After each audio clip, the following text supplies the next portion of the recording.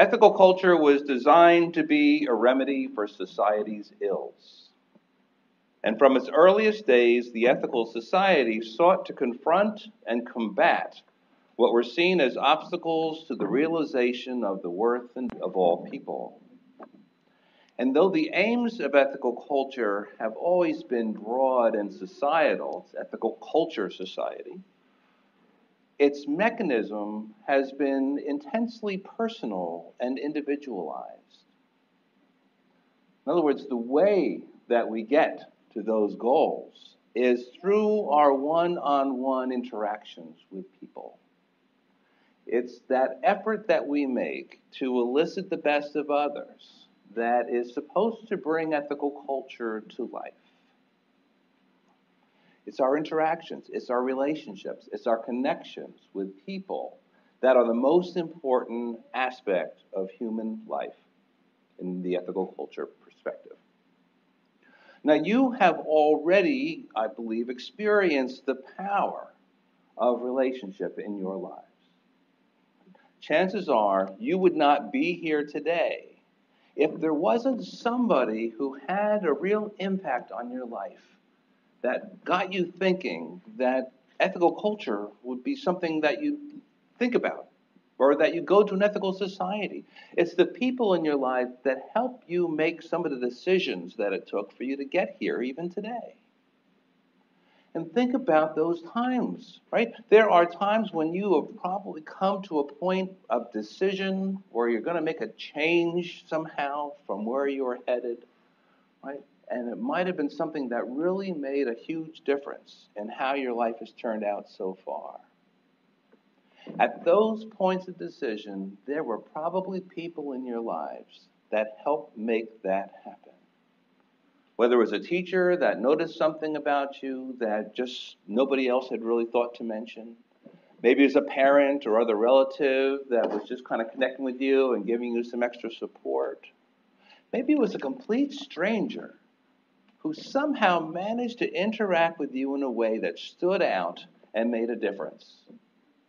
But somebody was there for you, right? And somebody you're carrying with you, really, because they have helped you become the person that you are. Our goal is to be that person for others, to find the ways to develop the habits, to develop the connections that help us really interact with people in a deep way in their lives that makes a difference. That makes a difference in who they are, makes a difference in what they do, makes a difference in what they live for.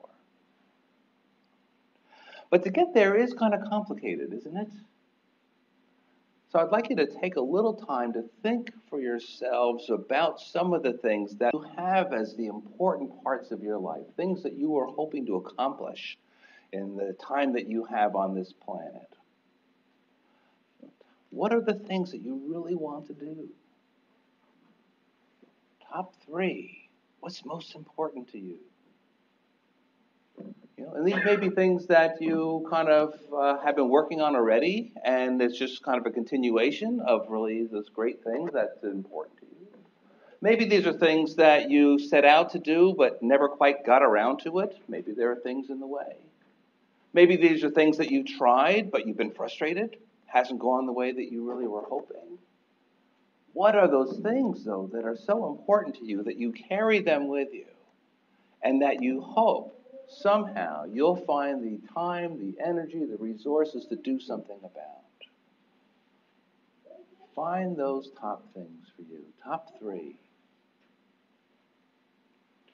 Now, ethical culture has been looking at this for the whole time that it's been in existence. I was rereading, Felix Adler was the first ethical culture leader and the founder of the New York Society for Ethical Culture, and you can say actually the whole movement. And in his inaugural address, he had a quote that kind of stood out for me, and I'm going to share it with you. There is a great and crying evil in modern society. It is want of purpose. It is that narrowness of vision which shuts out the wider vistas of the soul. It is the absence of those sublime emotions which, whenever they arise, do not fail to exalt and consecrate existence. Do you guys talk like that now? Not really? Yeah, I got to say, it stood out for me, first of all, as being kind of a different use of language, right? But how relevant are these concerns now? This is 130 some odd years ago, right? How are we doing on the narrowness of vision end? Are we finding that we have a broad vision of reality? Are we finding that we're soulful, that our emotions are connecting us in ways to life that is really important and sublime and consecrating? Is that what our existence is like these days? Personally, I think we have a number of challenges to that, and that's really what I'll be talking about mostly today. Adler, though, in 1876, was especially concerned about materialism. And materialism in its two primary forms, the philosophical materialism that says there's only stuff, right? That there isn't anything outside of that to really kind of lift us into a different place. And also the materialism that we're more familiar with these days, which is only stuff matters, right? So it's a matter of, as long as you have enough things that you can purchase and then have and utilize, you'll basically be okay. Adler was concerned that people would get distracted. This is the beginning of the industrial age, so this was a time when they were really developing the manufacturing processes that were distributing all kinds of goods and things to people that never had them before, right? And there was this hope that we would be able to engineer our way to a much better future. That we would be able to generate enough food and shelter and transportation and leisure time activity that people would be happy and satisfied, and that would work out pretty well. Now, Adler was pretty concerned about that because he was worried that people would sell themselves short. They would settle for those low-level kinds of things and not really rise to what he hoped would be a more important and sacred kind of way of living. Now, fast forward 130 some odd years, I think his fears in some respects have been borne out. We, in fact, have manufactured our way to have lots of stuff. Right? My belief is in this country, we've really made so much stuff available that our bigger problem isn't scarcity, but abundance. How do you choose among the stuff? And what do you do with all the extra stuff that's lying around? Right? And this has become its own problem. The other aspect, I think, is that when it comes time to look at our vision and how we're experiencing the world, I think we have allowed ourselves to be overly contained by this material world that we're living in. That we spend too much time getting stuff, dealing with stuff, getting rid of stuff. And I don't know how much time we're successfully spending in what you might call the good things in life, right? The things that go outside of the world that you might experience in the mall. But how to get there? So I think one of the things that we face as an obstacle is the way that we are built as human beings psychologically kind of works against our really exploring the vistas and having a broad viewpoint. And part of that is because we learn so many habits of mind as we grow and become people. And we're also living in a culture that isn't really celebrating a breadth of vision. If anything, we seem to be at a place where there's a lot more conflict and a lot more of people pushing to define folks on the edges rather than to have this broader perspective on things. So, for example, did any of you guys vote in November? There is an election, a national election for president. Anyone vote in that? All right. I voted, and my guy won. Was that common for people here? Okay. So part of the reason I bring that up is because I noticed going up to that election that there was a lot of conversation going on, right? And part of that was that some people were planning to vote for somebody else. Did you wind up having conversations with anyone who was voting for somebody else? How did that go? No, you didn't come away feeling this added bit of respect and friendliness towards somebody who was voting for someone else? No? Okay, so what part of the problem here is I think we have allowed ourselves to get pushed into corners, pushed off to the side, constricted in how we can really greet people who are very different from us. And one reason for that is that we're probably worried that if we really just express what our actual feelings and thoughts are, it's not going to go well, right? Because it probably won't, right? If you're talking to somebody who's planning to vote for somebody else who you really don't like and think their point of view is dangerous and difficult, chances are you're not going to be talking in a way that's really calm and thoughtful and inviting, right? You're going to feel that edge. We are built to have that edge. We're built to be a little bit on the wary side and to be defensive. And our current culture is exacerbating that for us in a way that's not so helpful for us. Now, I think a good reason for that is our psychological defenses were put together a couple 100,000 years ago at a time when it was really important to be aware of immediate dangers. Right? So if you're walking along in the savannah and you notice a sound of rustling in the reeds and you decide it's just wind, that might be a very bad thing for you if you're walking in a savannah a couple 100,000 years ago and there might be tigers about. All right? Your life might be very short. The downside is we still have that predilection. All right? In other words, we're still set to be afraid and to be wary, even when the dangers are not so present. And all you have to do is turn on the television for a news station, and you'll see what I mean. Right? How many lead stories are there about like people taking care of nice puppies and feeding them and having a nice time? Right? The lead stories are almost always there to grab our attention, right? And they usually involve some kind of violence or some kind of dangerous thing. And that leaves us with the impression that the world is actually that much more violent and dangerous than it truly is on the one end. And also tends to mask the real danger that we are facing, right? Global warming, anyone afraid of global warming? Climate change, these kind of things. But we have a much more difficult time staying with that frantic, really scary kind of thinking around climate change, right? Because we're kind of bathed in it, and it takes us low level. So why is this important? Well, if we are going to be working towards the ethical culture end and finding more ways to connect with people in ways that help change their lives for the better, if we are living lives that are constricted and small, it's going to be much more hard to do that, right? Because quite frankly, we don't need to be talking to each other so much. We're all right, right? I mean, you guys, if I met you out in the street someplace, we'd probably have a great time. No worries. But my chances of making a real difference in your life is also kind of small. If we want to make a real difference, we need to find more ways to reach the people who are different from us. People that we might not necessarily get along with so awfully well. However, I don't recommend just going out and doing that without preparation. All right? There's a psychiatrist, Daniel Siegel. He wrote this book, Mindsight, and I've been finding it very helpful. By the way, it's not the best written book, but he's got a lot of interesting and important things in there, I believe.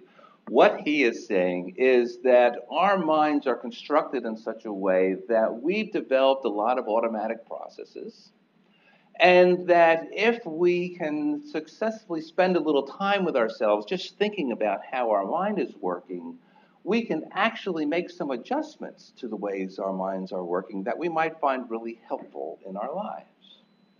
So he says, look, imagine that your consciousness is kind of like a river, right? And for the most part, you have a life where that river just kind of flows along. And it's really okay, right? You're doing the kind of things that you're used to doing. You can handle it, right? You're driving to the places you're used to driving to. You're talking to the people you're used to talking to. And as long as things are going in that familiar kind of way, it's easy to kind of feel in the flow. However, sometimes life can take turns that stretch you a bit more than you're ready for. And then the river starts becoming turbulent. And there are banks to this river. And depending on how turbulent your life is getting, you may be bouncing against one or the other of the banks. Right? And one bank, he says, is the bank of rigidity, right? Where you notice that you have so much going on that you just had it, right? And you're going to stamp your foot, you're going to put your foot down, you're going to get really mad or something along those lines, and you're going to get stuck. And these are the kind of things that you do when you're in that place, and you're going to do it. Right? So you notice that if you find yourself doing that, chances are you've had a little bit of extra turbulence in your conscious life, and you're bounced against the river of rigidity. The other side is the bank of chaos, right? And chaos you'll notice because all of a sudden you just can't figure out anything, right? You maybe want to take a nap, or maybe you're just kind of, I just don't know, I just feel overwhelmed and stressed, but you don't really have a sense of what to do. If you find yourself at that spot, chances are you washed over the bank of chaos, and that's what you're experiencing. So Siegel says, if you spend some time with yourself, you can notice those things happening. And if you notice those things happening, and you can kind of just notice it without judging a whole lot, you can deal with it a lot better. So what he recommends is that people spend more time with mindfulness meditation, for instance, so you just get into the habit of observing what's going on internally for you. And then when things start to come apart, you kind of say, okay, I recognize this. This is me coming apart. Not to worry. If I can give myself a few extra seconds, chances are it'll blow over. We'll get back to normal. It'll go right. Right? So he really recommends that. And they've been finding that if you examine the brains of people that do this, there are anatomical differences that happen, right? So these are changes that you can make in the way your mind is functioning that really are permanent and permanently helpful for you. Really worth doing.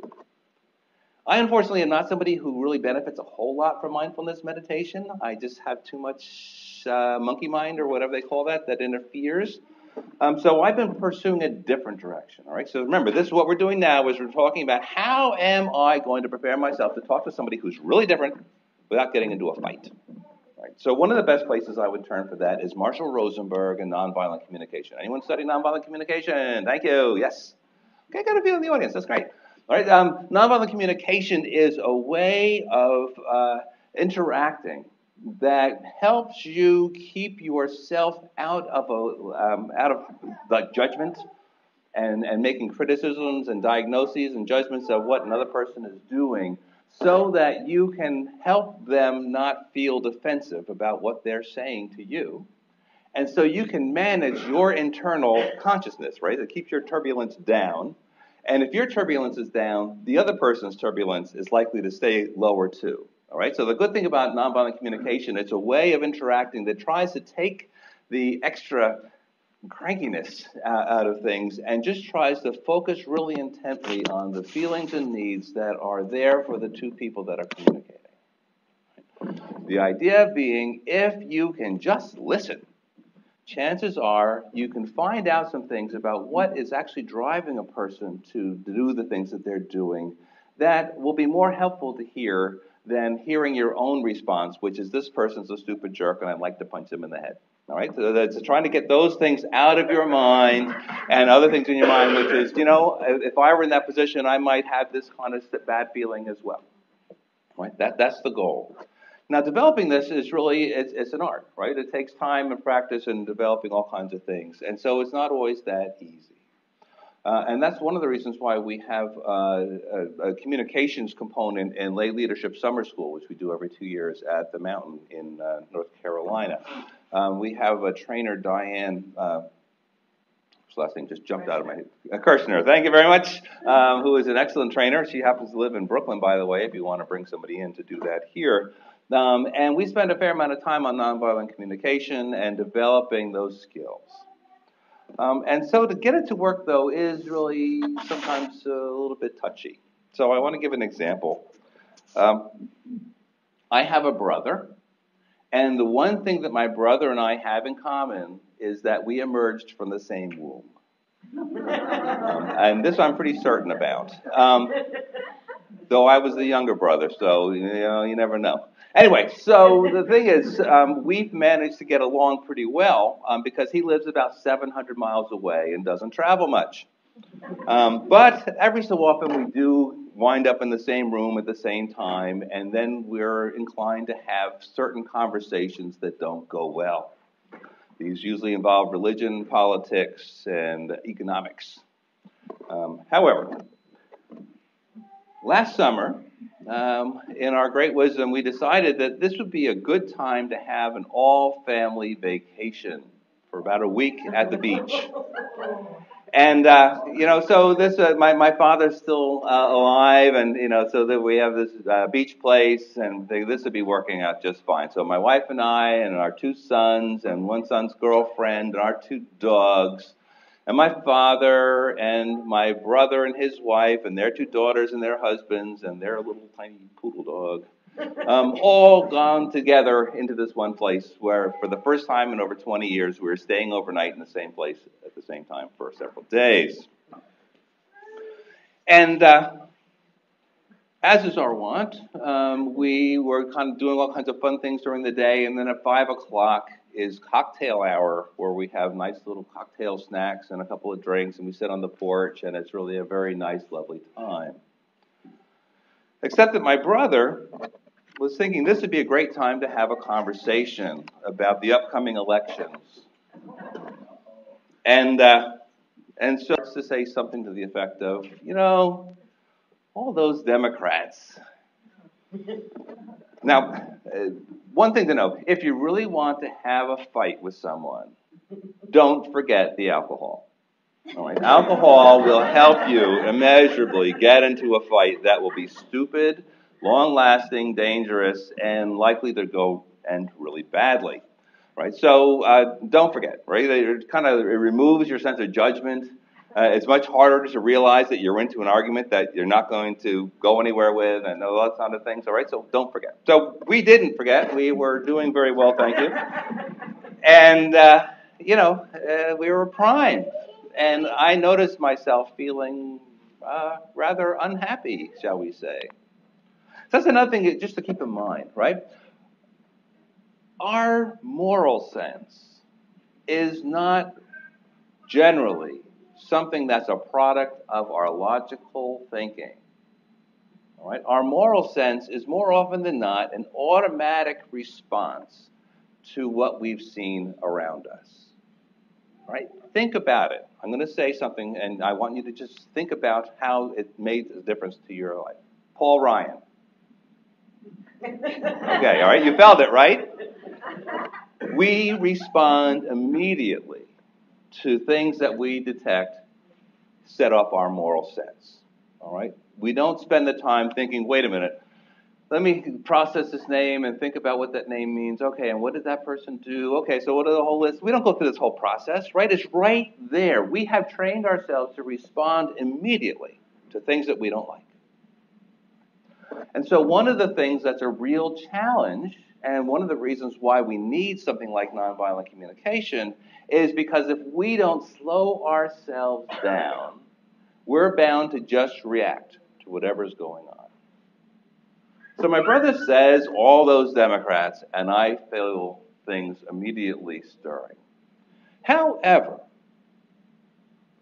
it has been so long since we were together. It was so long since our families had spent any time together. We were having such a good time. And here we were. He was ruining it right there in that moment. But so was I. Right? In other words, that pregnant moment of my unhappiness was there to either help or hurt what was going to happen next. Now, we had the alcohol, and we had ourselves ready, so it wasn't the best thing. However, I had just come from lay leadership summer school. So the good news was I'd had this fortifying time of listening about compassionate communication. And Diane was good enough to provide us with an assistance. And it's a tent card. You know, tent cards, you can put them in front of you, and it's good like for name tags and things along those lines. But this is a tent card to be used for conversations with people that you might not agree with. On one side it says, "Tell me more." On the other side, it says, it's not about me. All right? It's meant to give you the opportunity to take the time to listen, to continue a conversation, and to slow your reactions. Nice little 10 card. Now, unfortunately, I didn't have the 10 card with me. However, I was really, really wanting this to go well. And I didn't know what to do. And so I wound up just saying, I don't trust the word all. So this is one of the things that Rosenberg is really big on. He says, if people are saying, all those people and everyone, et cetera, chances are they are going on about something that is more caught up with their feelings and their needs, and not so much really about facts, right? Because facts are, not everyone falls into the same thing. And so he recommends that if you can help not put everything into an extreme basket, chances are things will be better. So I said, I don't trust the word all. Didn't know what to do with that. So we kind of carried on our conversation, and a little while later he says, every one of those guys. And I said, I don't trust the word everyone. It was just enough for us to avoid collision. Right? And to really have an opportunity to just keep talking about things and not get into it. Right? And as it turned out, we did have some things in common, even about our political views. It turns out we were both pretty concerned about how polarized things had become and how poorly people had gotten at listening to each other, working together, looking for common solutions.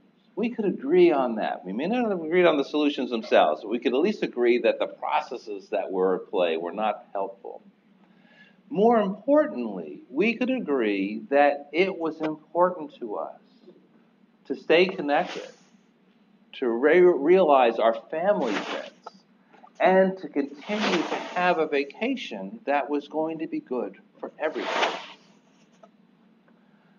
I had a phone call with him just a week ago, and sadly, their dog died after 20 years. He says he would have been 109, so I guess they didn't have any particular reason to be really sad, except they really loved this dog, and it was sad. But yeah, it's a dog, Yes. Anyway, so what was really something, though, is he again reminded me of how great that vacation was.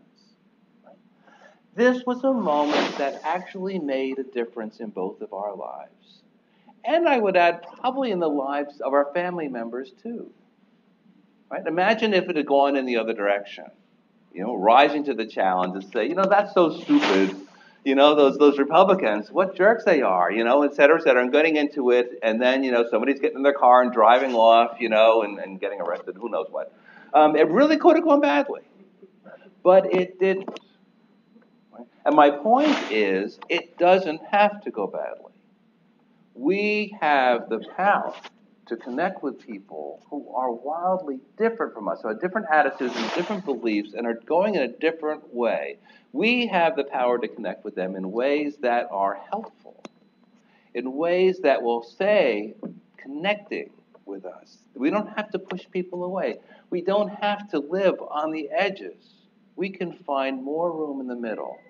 Because even people who have wildly different ideas about what's right have something in them that we can connect to. I believe that at the bottom of my heart. And if they don't, our whole belief around ethical culture is challenged. Right? Because ethical culture is about the worth and dignity of all people. Not just the people that we happen to agree with. Or not just the people who come over to think about things the way that we would like them to.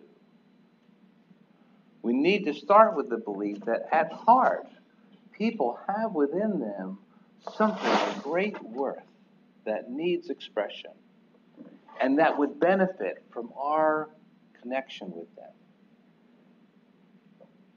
Now again, I understand that it's not always that easy. I mean, it's one thing to have an idea about something. It's another to do it once and twice. And it's quite another to develop an ongoing habit there you're successfully doing this. So I wanted to share a little bit of Randy Pausch's recommendation. Anyone know Randy Pausch, last lecture? Really an excellent YouTube video if you want to spend a little time with it. Randy Pausch was responding to a call to develop a last lecture. The last lecture was, I guess, a program where you would say, if this was your last lecture, what would you say? For Randy Pausch, he'd learned he had a terminal form of cancer. And so for him, this was a last lecture. And it's very powerful. And he was a really interesting and smart and, I think, thoughtful, caring kind of person. Really worth listening to. Anyway, he has some interesting remarks here. So one thing he says is, experience is what you get when you didn't get what you wanted.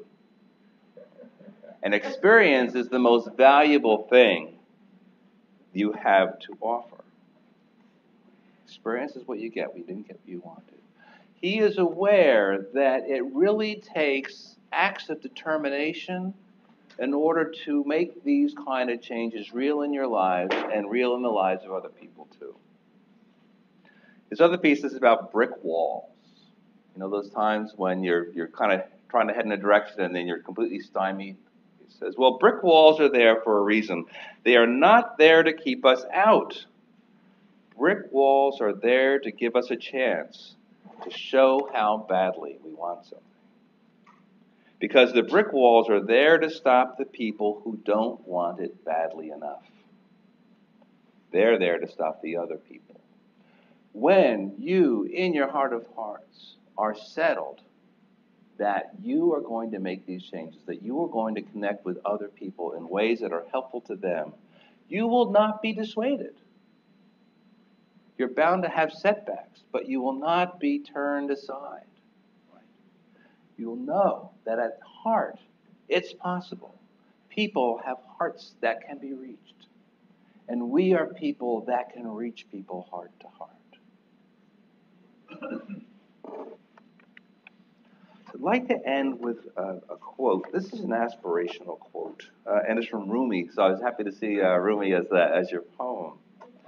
And it reflects this idea that our moral lives can be kind of complicated and get in our way of really having good relationships. And it's this: out beyond ideas of wrongdoing and right doing, there is a field. I'll meet you there.